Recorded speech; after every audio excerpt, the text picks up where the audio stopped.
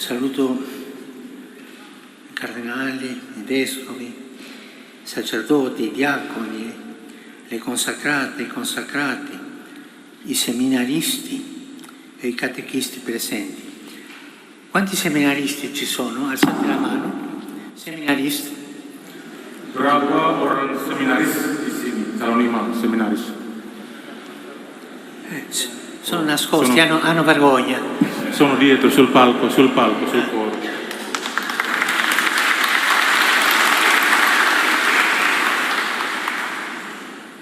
Ringrazio il Presidente della Conferenza per le sue parole e anche i fratelli e le sorelle che hanno condiviso con noi le loro testimonianze. Come è stato ricordato, il motto scelto per questa visita apostolica è fede, fraternità, compassione. Penso che siano tre virtù che esprimono bene sia il vostro cammino di Chiesa, sia la vostra indole di popolo, etnicamente e culturalmente molto varia, ma al tempo stesso caratterizzata da una connaturale tensione all'unità e alla convivenza pacifica, come testimoniano i principi tradizionali della Pancasila. Vorrei riflettere insieme con voi su queste tre parole. Saudara-saudari sekalian, selamat sore. Di sini saya melihat ada kardinal, uskup-uskup, pastor-pastor, romo-romo, suster-suster, awam, yang besar dan yang kecil.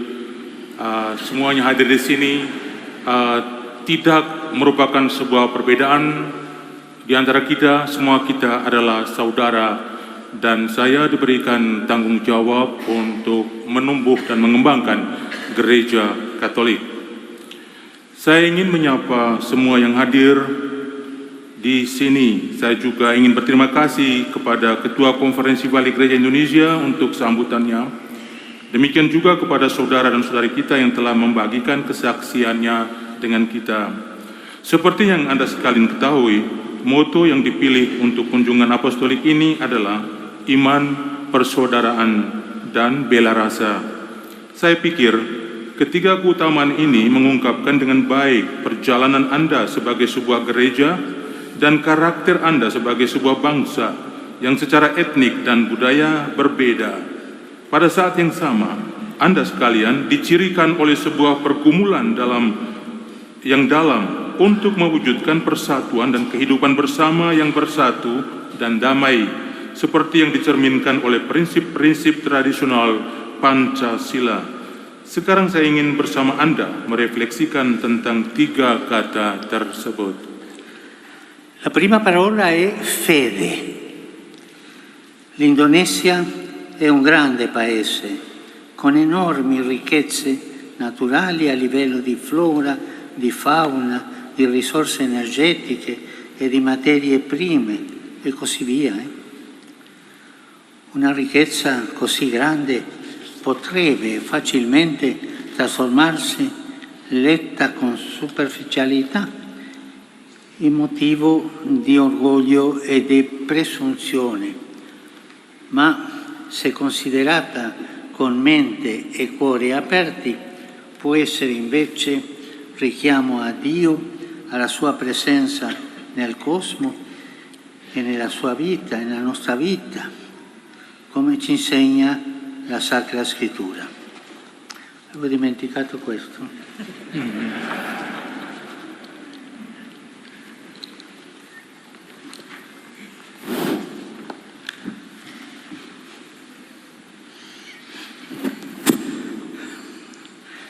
È il Signore, infatti, che dona tutto questo.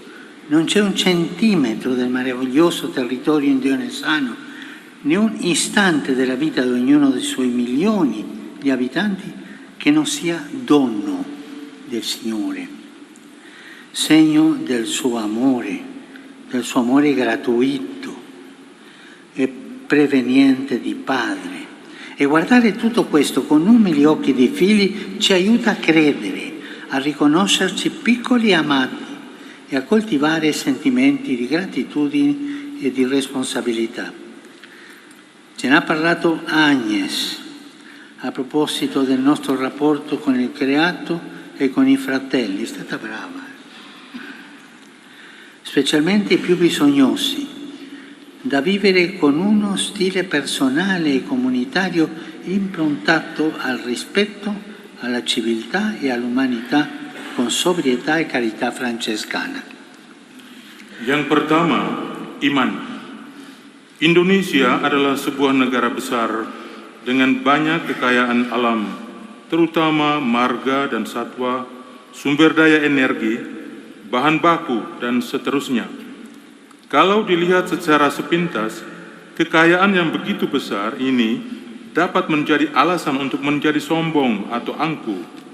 Tetapi kalau dilihat dengan pikiran dan hati yang terbuka, kekayaan ini sebaliknya dapat menjadi pengingat akan Allah, akan kehadirannya di alam semesta dan dalam hidup kita, seperti yang diajarkan kitab suci pada kita. Sesungguhnya Tuhanlah yang memberikan semua ini kepada kita. Tidak ada sejengkal pun dari wilayah Indonesia yang menakjubkan ini, dan tidak ada satu momen pun dalam kehidupan jutaan penduduknya yang bukan merupakan anugerah dari Allah. Sebuah tanda akan kasih-Nya yang cuma-cuma dan abadi sebagai Bapa. Melihat semua yang telah diberikan pada kita dengan mata anak-anak yang ugahari, membantu kita untuk percaya, untuk mengenal diri kita sendiri sebagai insan kecil dan dikasihi, dan untuk memelihara rasa syukur dan tanggung jawab. Tadi Agnes berbicara tentang ini ketika ia mengundang kita untuk menjalin relasi kita dengan alam ciptaan dan dengan saudara dan saudari kita, khususnya dengan mereka yang paling membutuhkan, melalui gaya hidup pribadi dan komunal yang ditandai oleh sikap menghormati, keadapan dan rasa peri kemanusiaan bersamaan dengan ketentraman dan kasih Fransiskan. Dopo la fede, la seconda parola del motto è fraternità. Una pretesa del Novecento ha usato un'espressione molto bella, una poetessa molto bella per descrivere questo atteggiamento. Ha scritto che essere fratelli vuol dire amarsi riconoscendosi diversi come due gocce d'acqua. È bello, Ed è proprio così. Non ci sono due gocce di acqua uguali una all'altra, né ci sono due fratelli nemmeno gemelli completamente identici. Vivere la fraternità allora vuol dire accogliersi a vicenda riconoscendosi uguali nella diversità. Dai, continua. Traduce adesso. Setelah iman, kata kedua dari moto kunjungan ini adalah persaudaraan. Seorang penyair abad 20 menggunakan sebuah ungkapan yang sangat indah untuk menggambarkan sikap ini. Seorang penyair, dia menulis bahwa menjadi saudara dan saudari artinya mencintai satu sama lain dengan mengakui bahwa masing-masing pribadi sama berbedanya seperti dua tetes air. Nulla due volte accade, itu dalam buku tersebut. Anche questo è un valore caro alla tradizione della Chiesa indonesiana, che si manifesta nell'apertura con cui essa si relaziona alle varie realtà che la compongono e la circondano, a livello culturale, etnico, sociale e religioso, valorizzando l'apporto di tutti e donando generosamente il suo in ogni contesto. Questo, fratelli e sorelle, è importante, perché annunciare il Vangelo non vuol dire imporre o contrapporre la propria fede a quella degli altri, non vuol dire fare proselitismo, no, vuol dire donare e condividere la gioia dell'incontro con Cristo e sempre con grande rispetto e affetto fraterno per chiunque. E in questo vi invito a mantenervi sempre così, aperti e amici di tutti. E quell'espressione mi piace tanto, no? Mano nella mano, e andare così. Come ha detto Don Maxi, profeti di comunione in un mondo dove sembra invece sia crescendo sempre più la tendenza a dividersi, imporsi e provocarsi a vicenda. Stai attento. E su questo voglio dirvi una cosa. Voi sapete chi è la persona più importante del mondo che fa le più grandi divisioni? Voi lo sapete chi è? Il grande divisore sempre, che divide. Gesù accomuna e questo divide. È il diavolo. State attenti. Traduci. Ungkapan yang di atas tadi, ungkapan tentang dua tetes air tadi, melukiskan persaudaraan secara sempurna. Tidak ada dua tetes air yang sama. Tidak juga dua saudara atau saudari, bahkan saudara kembar pun sama sekali tidak identik. Menghidupi persaudaraan karenanya berarti menyambut satu sama lain, mengakui satu sama lain sebagai sederajat di dalam perbedaan. Nilai ini pun akrab dengan gereja Indonesia dan diperlihatkan melalui keterbukaan yang dengannya kalian semua menunjukkan beragam kenyataan dari dalam dan luar yang dijumpai pada tingkatan budaya, etnik, sosial, dan agama. Secara khusus, gereja setempat menghargai sumbangsi dari semua orang dan dengan murah hati menawarkan bantuan dalam setiap situasi.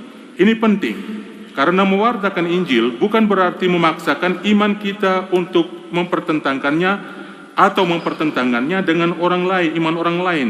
Dilarang untuk melakukan proselitisme.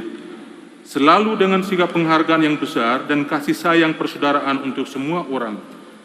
Ya, saya terkesan dengan satu sikap, yaitu saling bergandengan tangan, seperti yang tadi diungkapkan oleh Romo Maxi. Nabi-nabi persatuan di dalam dunia ketika tendensi untuk memecah belah, memaksa dan memprovokasi satu sama lain kelihatannya terus-menerus meningkat. Dan satu hal yang beliau tambahkan secara spontan, kamu tahu apa yang mempunyai kepentingan atau apa yang memecah belahkan, apa yang meruntuhkan. Semua itu tentu saja adalah kerja setan. Jadi berhati-hati. Cosa ti ha fatto ridere? È importante cercare di arrivare a tutti, come ci ha ricordato Sorrina, con l'auspicio di poter tradurre in Bahasa Indonesia, oltre ai testi della parola di Dio, anche gli insegnamenti della Chiesa, per renderli accessibili a più persone possibile. E lo ha evidenziato anche Nicolas, descrivendo la missione del catechista con l'immagine di un ponte che unisce. Questo mi ha colpito e mi ha fatto pensare allo spettacolo meraviglioso nel grande arcipelago indonesiano di migliaia di ponti del cuore, che uniscono tutte le isole e ancora di più a milioni di tali ponti che uniscono tutte le persone che vi abitano. Ecco un'altra bella immagine della fraternità, un ricamo immenso di fili di amore che attraversano il mare e superano le barriere e abbracciano ogni diversità, facendo di tutte un cuore e un'anima sola. Il linguaggio del cuore, non dimenticatevi. Kita tadi sudah diingatkan oleh Suster Rina, penting untuk mencoba menjangkau setiap orang.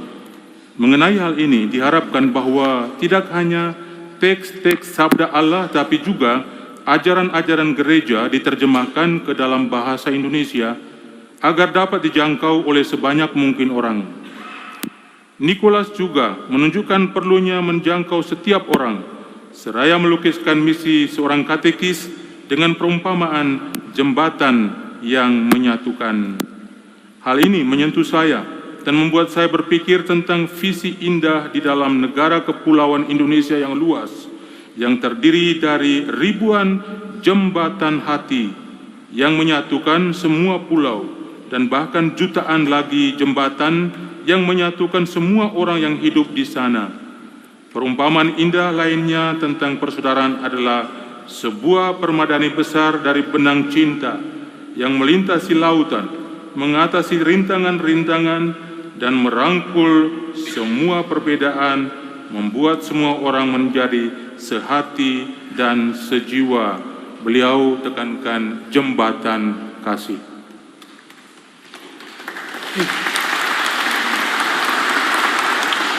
E veniamo alla terza parola, compassione, che è molto legata alla fraternità. Compassione vuol dire patire con l'altro, condividere i sentimenti.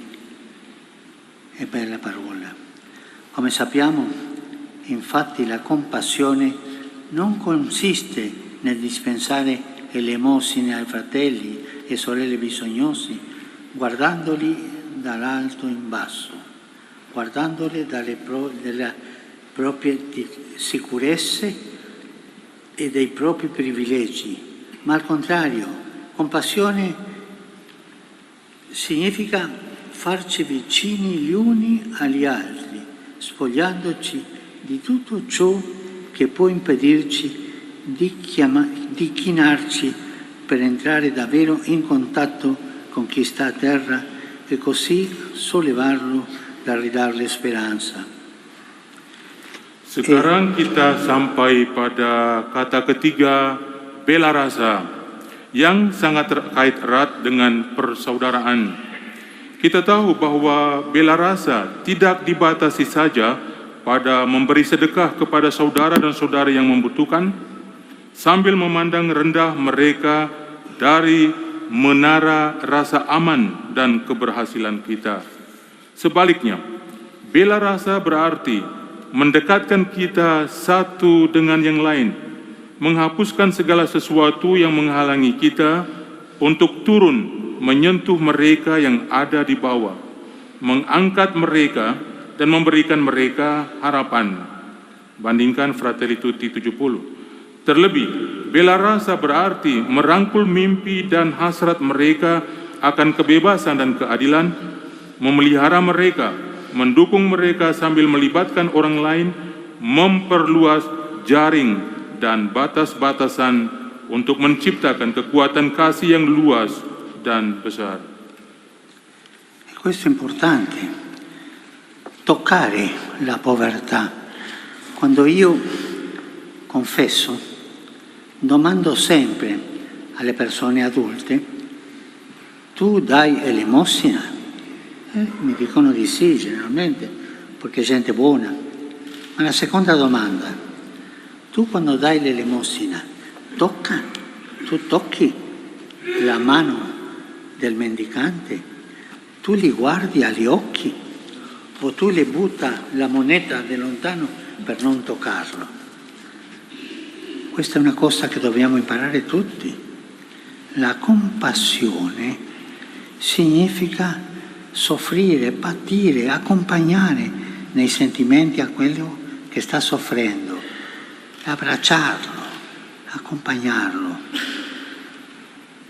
E non solo, vuol dire anche abbracciarne i sogni e desideri di riscatto e di giustizia, prendersene cura, farsene promotori e cooperatori, coinvolgendo anche altri, allargando la rete e il confine in un grande dinamismo espansivo di carità. E questo non vuol dire essere comunista, questo vuol dire carità, vuol dire amore. Adalah penting untuk menyentuh orang-orang kecil atau kaum miskin. Ketika saya mendengarkan pengakuan, saya biasanya bertanya kepada orang, apakah dia atau orang itu pernah memberikan sedekah kepada orang miskin? Itu pertanyaan yang pertama. Lalu yang kedua, pertanyaannya, apakah dia juga menyentuh tangan orang yang meminta? Beliau ingin mengatakan bahwa kita tidak hanya memberi, tetapi juga bersentuhan langsung dengan yang meminta, kaum miskin, memandang ke dalam mata mereka. Itulah yang dikatakan tadi sebagai mengembangkan jaringan kasih. Il confine in un grande Adalah penting untuk menyentuh orang-orang kecil atau kaum miskin. Ketika saya mendengarkan pengakuan, saya biasanya bertanya kepada orang, apakah dia atau orang itu pernah memberikan sedekah kepada orang miskin? Itu pertanyaan yang pertama. Lalu yang kedua, pertanyaannya, apakah dia juga menyentuh tangan orang yang meminta? Beliau ingin mengatakan bahwa kita tidak hanya memberi, tetapi juga bersentuhan langsung dengan yang meminta, kaum miskin, memandang ke dalam mata mereka. Itulah yang dikatakan tadi sebagai mengembangkan jaringan kasih. C'è chi ha paura della compassione. Ci sono persone che hanno paura della compassione perché la considera una debolezza, soffrire con altri una debolezza. Ed esalta invece, come se fosse una virtù, la scaltrezza di chi fa propri interessi mantenendosi a distanza da tutti, non lasciandosi toccare da niente e da nessuno, pensando così di essere più lucido e libero nel raggiungere i propri scopi. Purtroppo io ricordo una persona molto ricca, ricchissima, a Buenos Aires, ma che aveva il vizio di prendere più soldi. È morto, ha lasciato un'eredità enorme. E voi sapete quali erano le scherzi che facevano la gente?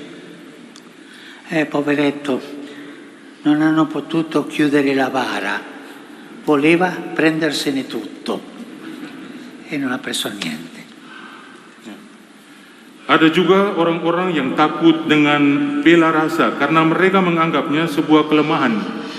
Sebaliknya, mereka menjunjung tinggi seakan-akan sebuah keutamaan kelicikan mereka yang melayani kepentingan diri mereka sendiri dengan menjaga jarak dari semua orang dan tidak membiarkan diri mereka disentuh oleh apapun dan oleh siapapun. Jadi mereka berpikir bahwa mereka lebih cerdas dan bebas dalam mencapai tujuan-tujuan mereka. Ini adalah cara yang salah dalam melihat realitas. Beliau memberikan sebuah contoh di Argentina, di Buenos Aires. Beliau mengenal seorang yang kaya, yang selalu ingin menerima dari orang, mengeruk kekayaan melalui orang lain. Lalu orang-orang sekitarnya membuat sebuah lelucon mengatakan, anak yang malang, orang yang malang, karena dia begitu ingin mendapat dari yang lain, tetapi kemudian tidak bisa menutup peti jenazahnya sendiri. Fa ridere così, ma non dimenticate una cosa, il diavolo entra dalle tasche, sempre. Setan selalu ada di dalam saku kita. È vero? Apakah Anda percaya? Questo di avere delle ricchezze come sicurezza è un modo falso di guardare la realtà. Ciò che manda avanti il mondo non sono i calcoli di interesse che finiscono in genere con distruggere il creato e dividere le comunità, ma la carità che si dona, questo porta avanti, la carità che si dona. E la compassione non offusca la visione reale della vita, anzi ci fa vedere meglio le cose nella luce dell'amore, cioè ci fa vedere meglio le cose con gli occhi del cuore. Yang membuat dunia bergerak maju bukanlah perhitungan kepentingan pribadi yang umumnya berujung pada kerusakan ciptaan dan pemecah belahan komunitas, tetapi mempersembahkan kasih kepada sesama. Bela rasa tidak menggelapkan visi kehidupan yang sejati. Sebaliknya, bela rasa membuat kita mampu melihat berbagai hal lebih baik dalam terang kasih. Secara spontan beliau mengatakan, kita melihat realitas dengan baik hanya dengan mata hati.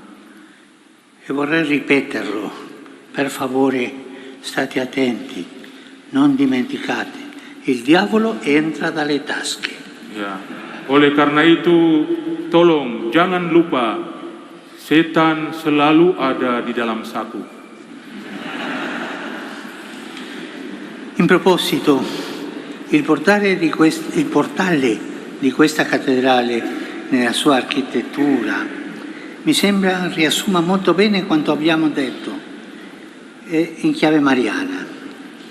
Esso infatti è sorretto al centro dell'arco e a sesto acuto da una colonna sulla quale è posta una statua della Vergine Maria. Ci mostra così la Madre di Dio prima di tutto come modello di fede, mentre simbolicamente sostiene col suo piccolo sì tutto l'edificio della Chiesa. Il suo corpo fragile, appoggiato alla colonna, alla roccia che è Cristo, sembra infatti portare con lui su di sé il peso di tutta la costruzione, come a dire che essa opera il lavoro dell'ingegno dell'uomo non può sostenersi da sola.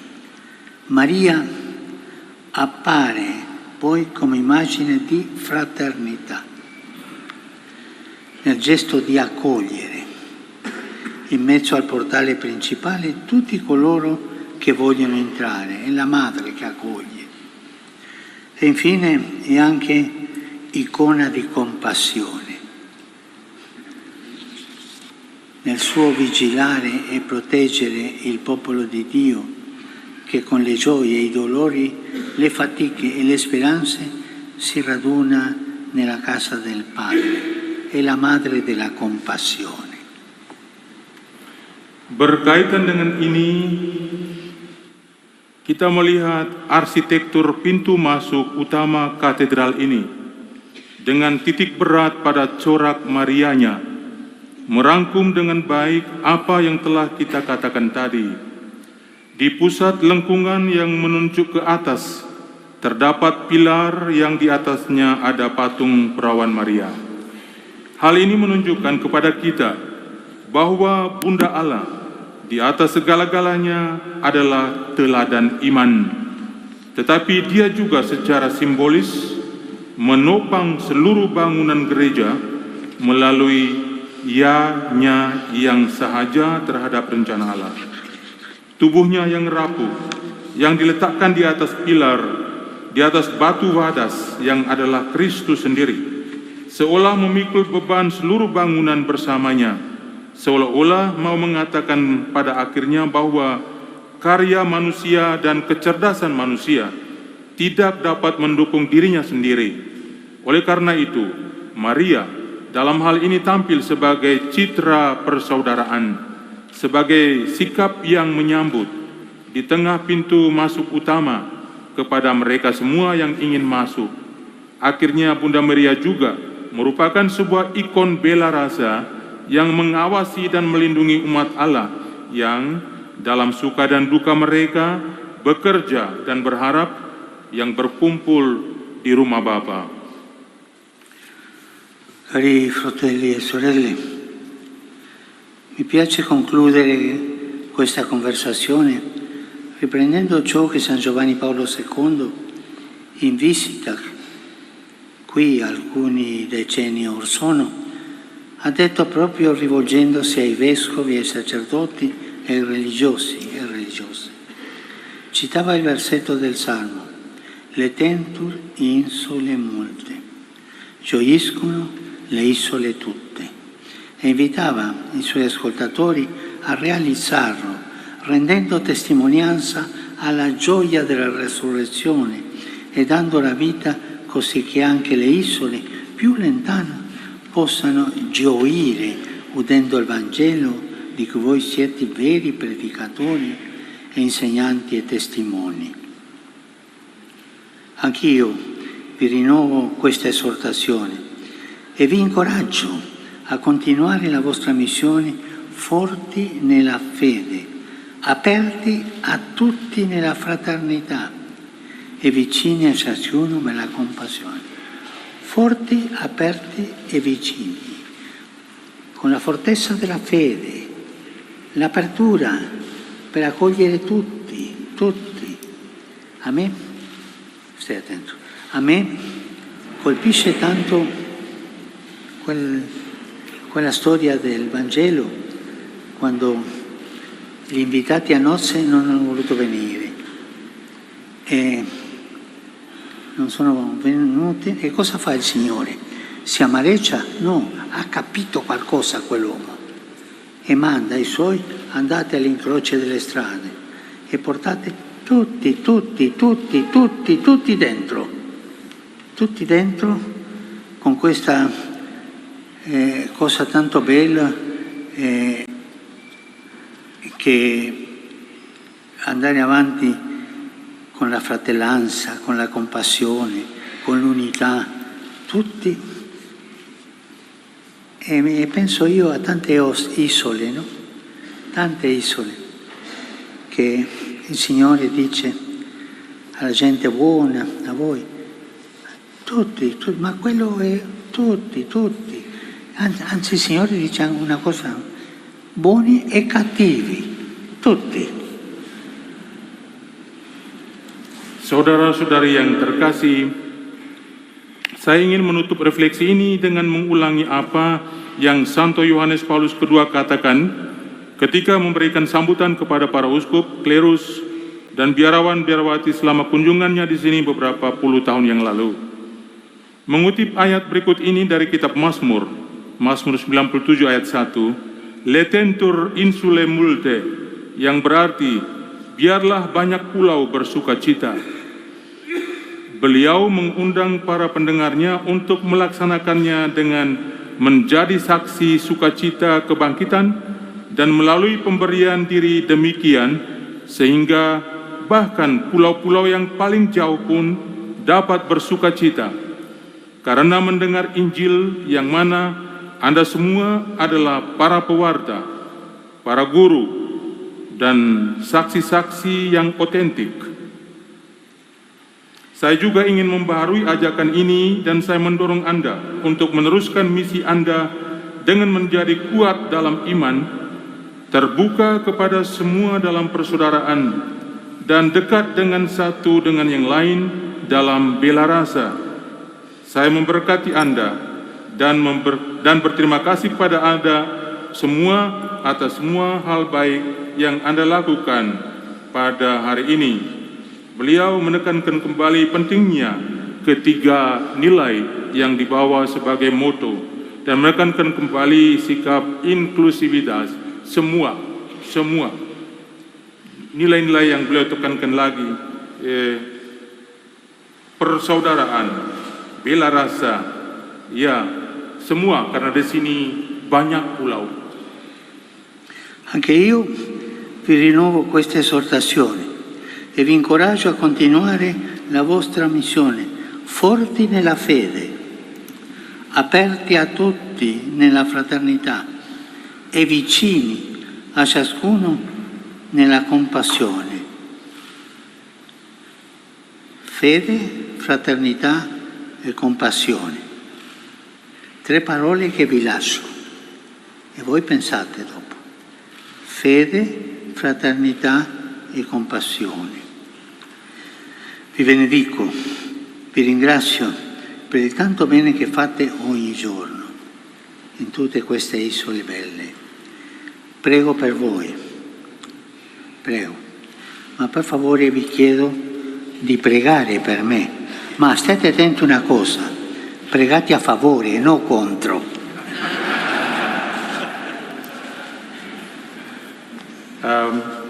Jadi sebenarnya sudah diterjemahkan tadi, beliau membaharui ajakannya dengan menekankan 3 hal sebagai moto kunjungan beliau pada hari ini.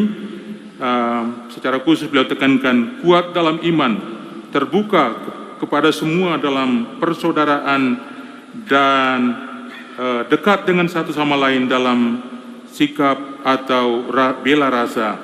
Jadi beliau tekankan lagi, iman, persaudaraan, dan bela rasa. Ketiga hal ini ingin saya tinggalkan untuk Anda kalian semua. Terima kasih untuk segala sesuatu, semua kerja yang Anda lakukan, dan jangan lupa berdoa untuk saya. Tetapi berdoa dengan senang hati. Ya.